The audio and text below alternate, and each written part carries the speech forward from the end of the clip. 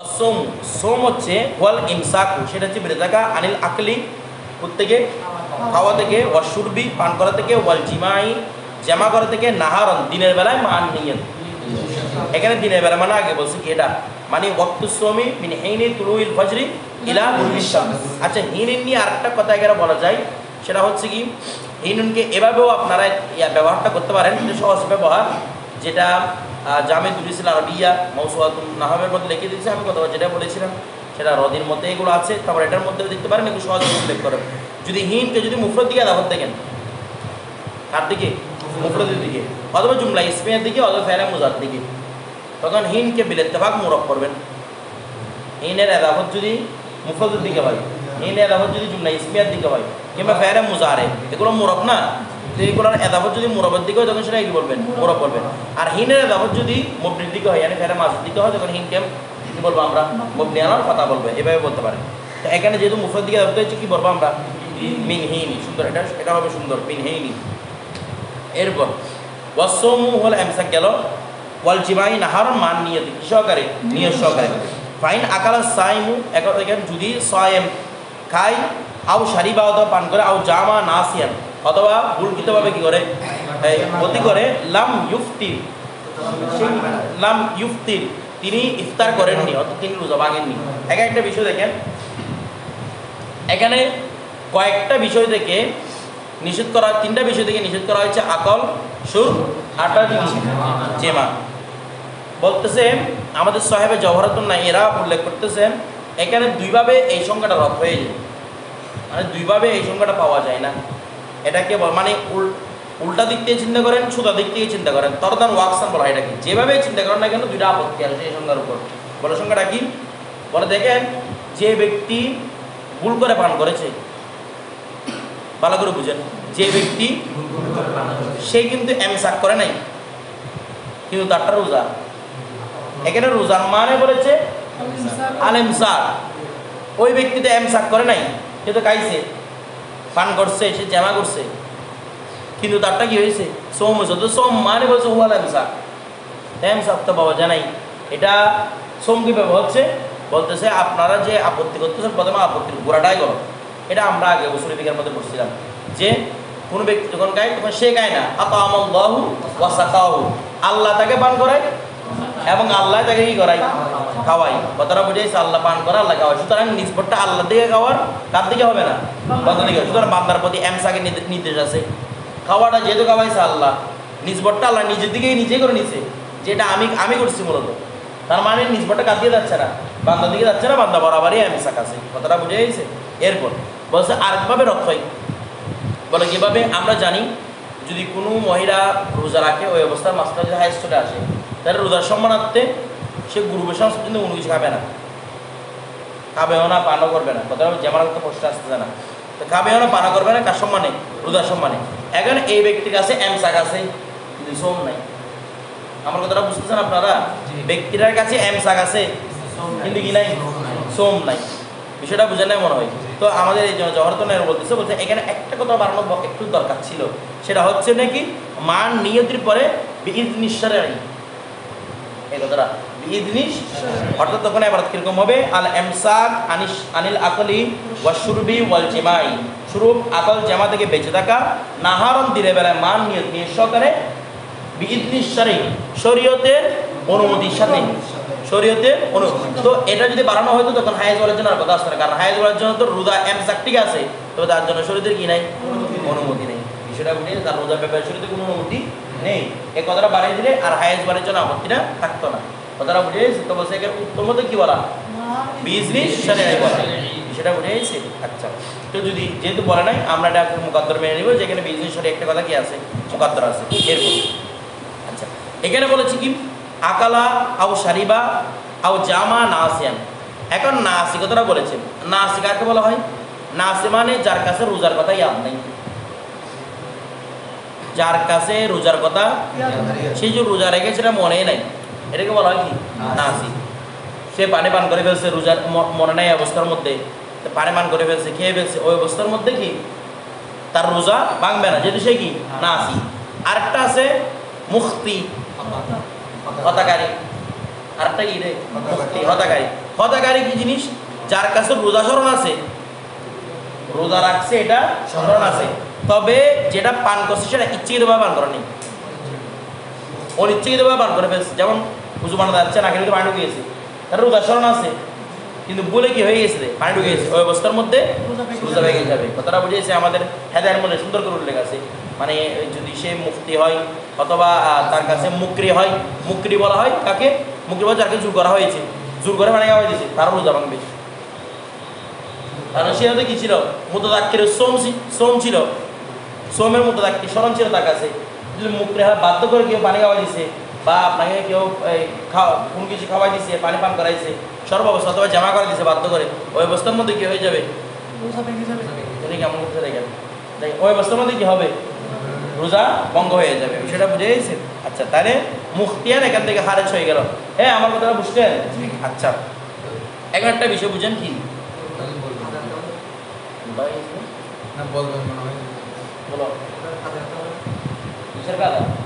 হ্যাঁ, এটার উপর অবশ্যই কাদা করতে হবে, তো এটাকে কাদা করতে হবে, রোজা ভেঙে গেছে। আচ্ছা, এখন দেখেন জামা নাসেল লাম ইউফতি।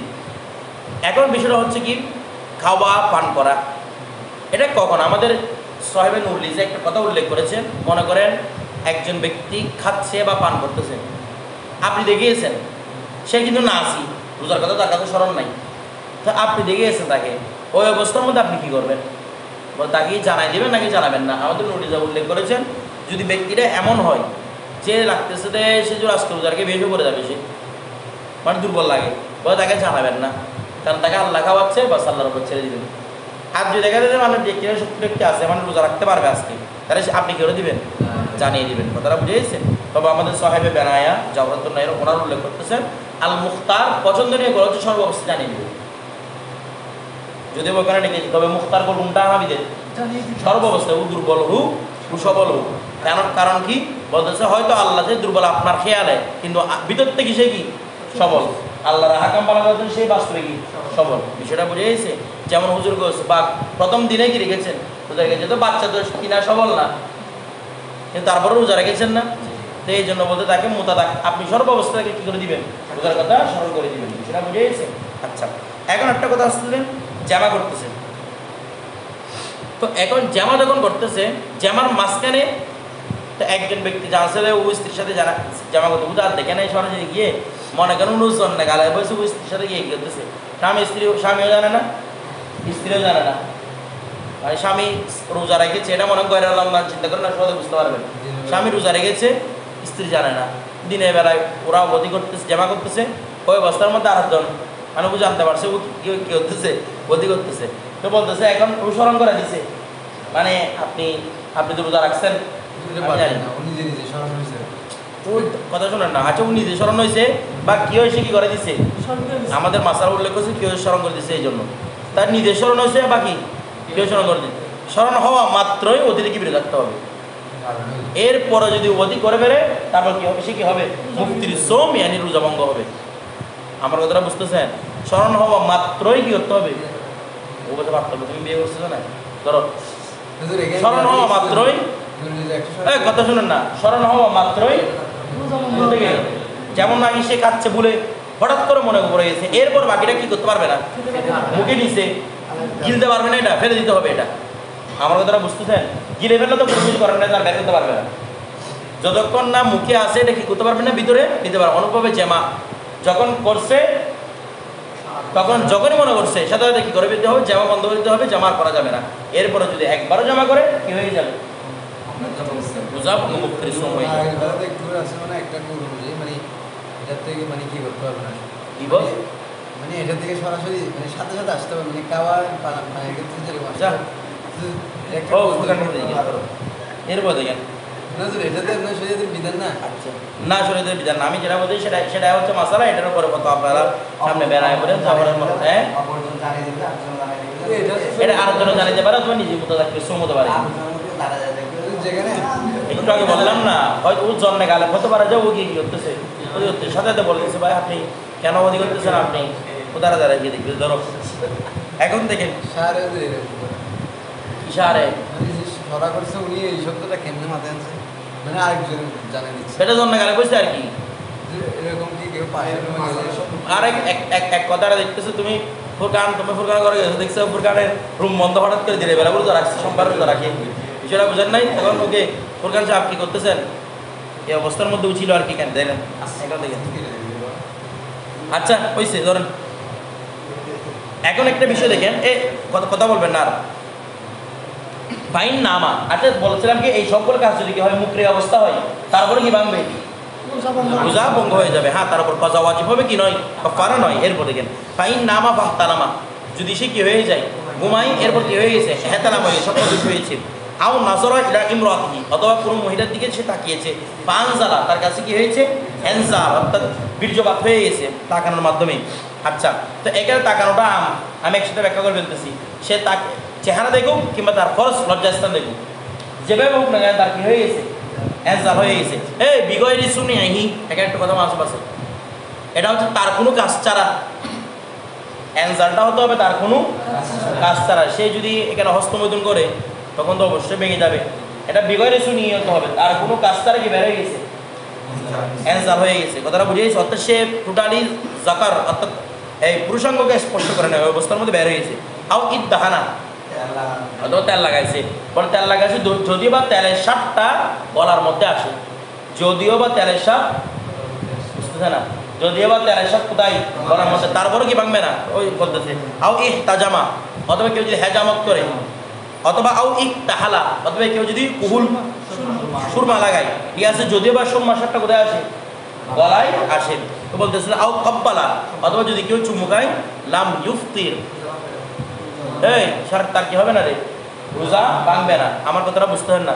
লাম ইউফতির মানে তার রোজা ভাঙবে তাহলে এইগুলা কাজ করলো তার কি ভাঙবে না তাহলে এহতালাম হোক নজরালে ইমরাতে হোক ইমরাতকে ফরজ দিকে তাকাক তার চেহারার দিকে তাকাক যদি বেগাইরে শুনিয়ে কি বের হয়ে যায় ইনজাল হয়ে তার কি ভাঙবে না রোজা ভাঙবে না আমার কথাটা বুঝে গেছে আচ্ছা এগুলো বেগাইরে শুনিয়ে হতে হবে তো অনুরূপভাবে দেখেন যদি সে কোনো মহিলার দিকে তাকাইছে এর মাধ্যমে হস্তমৈথুন করছে তার মানে কি ভেঙে যাবে তখন রোজা ভেঙে যাবে আমার কথাটা বুঝে গেছে বুঝতেছেন না আপনারা ওই আসতেছিল তো আপনি তো ওগুলো আগে থেকে ইয়া করতেছেন আমার কাছে একটু যায় না আগে তো তার কি হবে না গুরু এগুলো করলে রোজা ভাঙবে না কিন্তু যদি হস্তমৈথুন করে রোজা ভেঙে যাবে এগুলো ভাঙতেছে না কেন এগুলোর মধ্যে কামাল শাহবাতটা নাই কি নেই কামালুর শাহবাত নেই বিষয়টা বুঝে গেছে এই পুরুষাঙ্গ স্পর্শ করা ছাড়া কামালুর শাহবাত অর্জিত হয় না এই জন্য এগুলোর মাধ্যমে কি হয় না কামাল শাহবাত অর্জিত হয় না এবং কি ভাঙে না রোজা ভাঙে না বিষয়টা বুঝে গেছি আচ্ছা তো এখন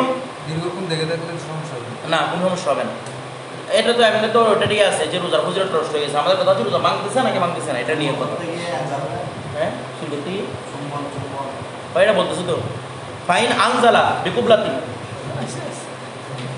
যদি চুমন করতে গিয়ে গেছে এনজাল হয়ে গেছে আউ লামসিন অথবা কি করতে গিয়ে স্পর্শ করতে গিয়ে ফালাইহিল কাজা কাজা আবশ্যক ওয়ালা কাফারাত আলাইহি তবে দিতে হবে না কাফারা দিতে হবে না যদি চুমু দিতে গিয়ে কারণ চুমুটা তো কামালস এই এনজালের সবব নয় ভালো করে বুঝেন চুমুটা এনজালের সবব নয় ওইটা হচ্ছে মুফদি ইলাল এনজাল যেটা এনজালের দিকে দাবিতে করে কথাটা বুঝে কিন্তু কোনো কারণে তার কাছে চুমু দেওয়ার মাধ্যমে কি হয়ে গেছে এনজাল হয়ে গেছে ওই অবস্থার মধ্যে কি ভাঙবে রোজা ভাঙবে কার কারণে এটা কাফারা দিতে হবে না কারণ কি তার মধ্যে কি হয় নাই ওই কামালের শাহবাতটা অর্জিত হয় নাই কারণ সে মুফদি ইলাল এনজাল করছে দে সে এনজালের ইল্লত তৈরি করে নাই ওই বলেন না কুবলাটা হচ্ছে কি এমন ভাবে বসে যেমন কিছু বুঝতেছে না মুফদি ইলাল এনজাল যেটা এনজালের দিকে দাবিতে করে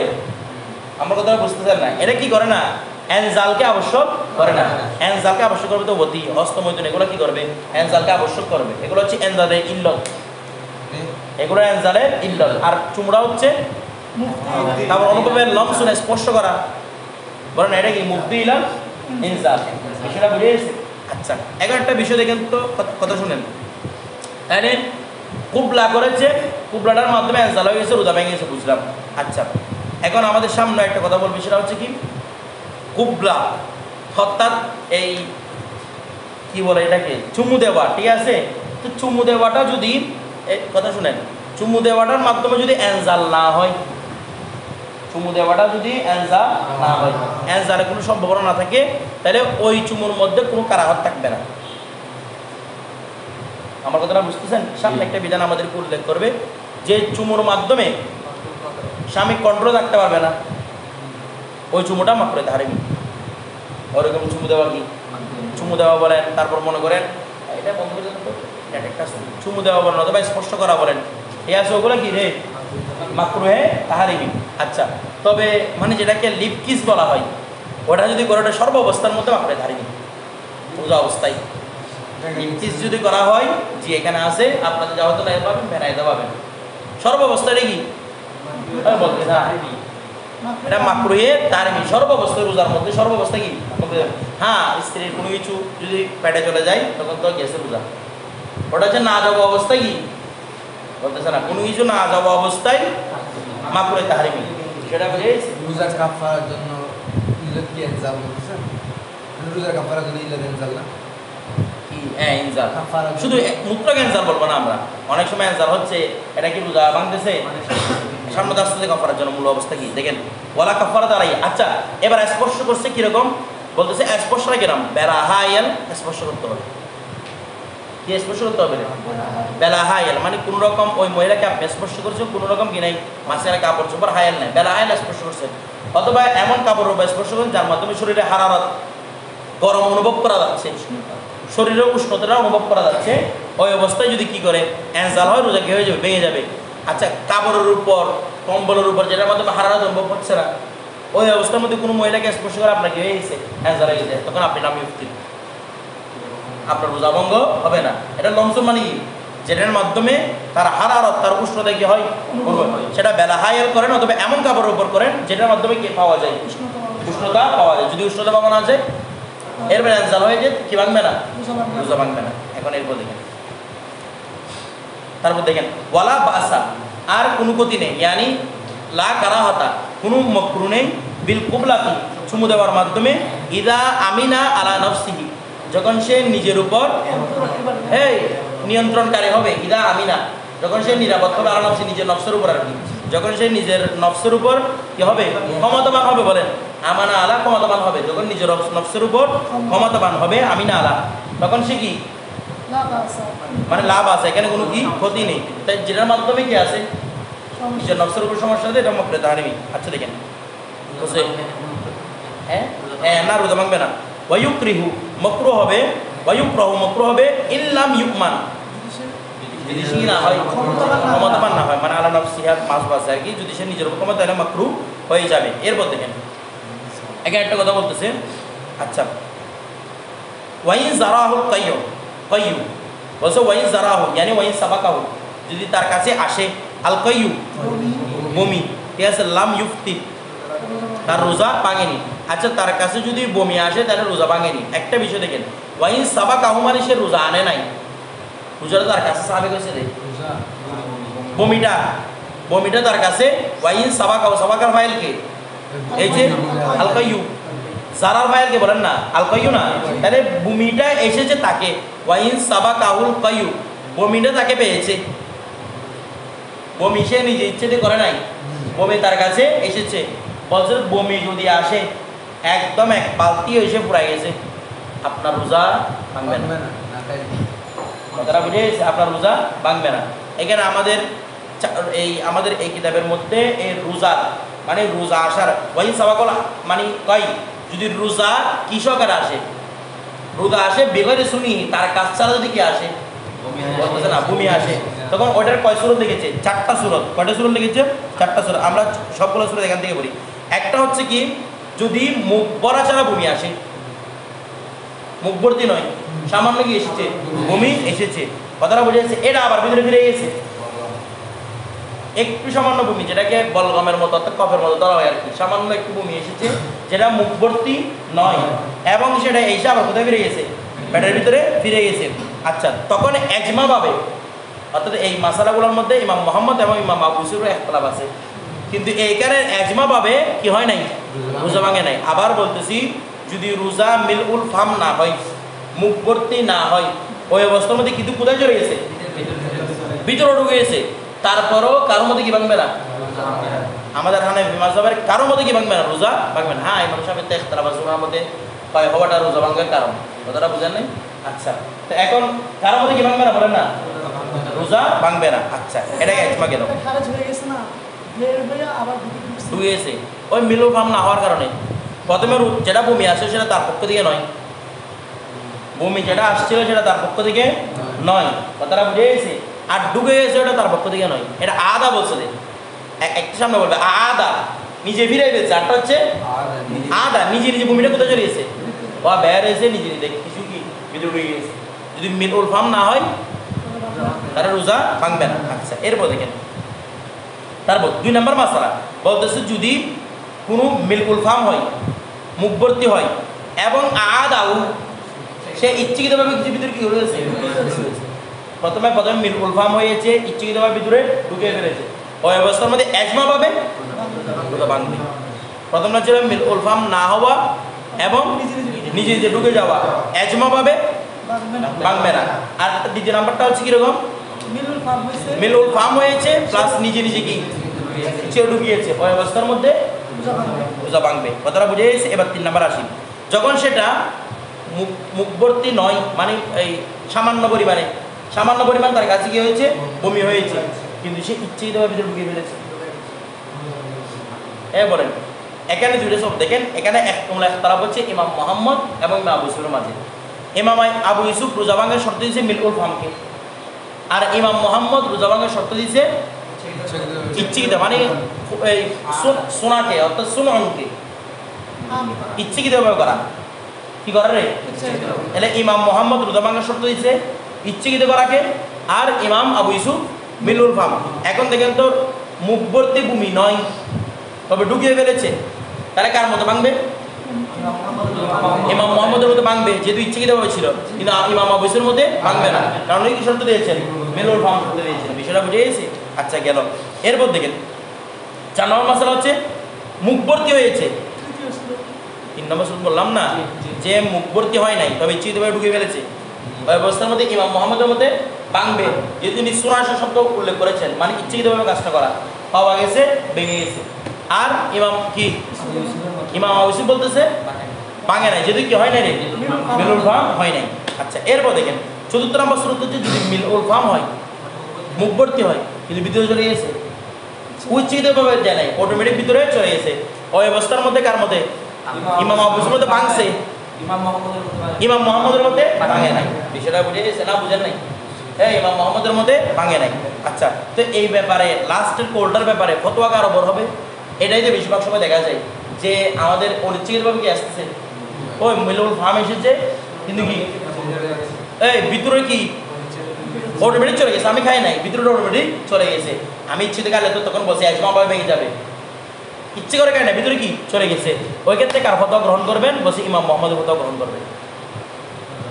আমার কথাটা বুঝেছি? ওই ক্ষেত্রে কি ইমাম মোহাম্মদের ফতোয়া গ্রহণ করবেন। কিছু বুঝতেছেন না? কার ফতোয়া গ্রহণ করবেন? এটা এভাবে কি তার মধ্যে আমাদের এই জবরতুন দেওয়া আছে, বেনায়াতও দেওয়া আছে। ওই ক্ষেত্রে ফতোয়া হবে কার উপর? ইমাম হেদায়ের মধ্যে আছে, ইমাম মোহাম্মদের উপর ফতোয়া হবে। সেটা বুঝে গেছে? আচ্ছা, এরপর আসেন, আমরা কয়েক বিধান উল্লেখ করে ফেলেছি। না, বাংলা দিতে পারবো না। যেটা ওয়াইন সাবাকুল হাদস, একদম বালতি ভর্তি ভূমি হয়ে গেল, কি হবে না, বলে না, রোজা ভাঙবে না। কথাটা বুঝে গেছে?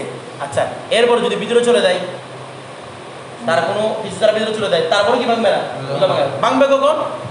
যেটা আদা, যখন ইচ্ছাকৃতভাবে কি পেটের ভিতরে চলে যায়। বিষয়টা বুঝে গেছে? এরপর আসুন, ও বলছে ওয়াইন ইস্তেকা আমিদান, এই ইস্তেকা যদি সে ইচ্ছাকৃতভাবে কি করে ভূমি করে, আমিদানটা বলতে হয় জন্য তাকে উল্লেখ করেছে। এটা কথাটা বুঝে গেছে?